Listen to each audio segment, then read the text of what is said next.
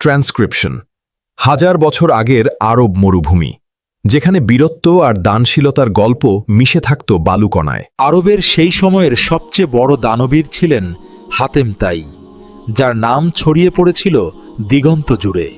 প্রতিদিন শত শত ক্ষুধার্ত মানুষ তার প্রাসাদের দরজায় ভিড় জমাত একবেলা খাবারের আশায়। ট্রান্সক্রিপশন পুরো আরবে কি আমার চেয়ে বড় দাতা আর কেউ আছে? একদিন তিনি একাই বের হলেন তার রাজ্যের হালচাল দেখতে। ঘোড়া ছুটিয়ে চললেন নির্জন পথে।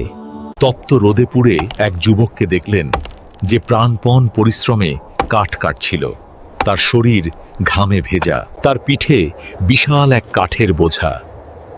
প্রতিটি শ্বাস যেন তার কষ্টের সাক্ষী দিচ্ছিল।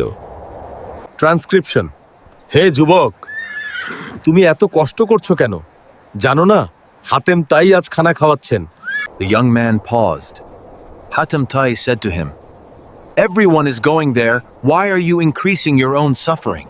নেই, যাদের নিজের কষ্টের উপার্জনে খাওয়ার মতো আত্মসম্মান আছে, আরে তাদের হাতেম তায়ের মতো মানুষের দয়ার কোনো প্রয়োজন হয় না।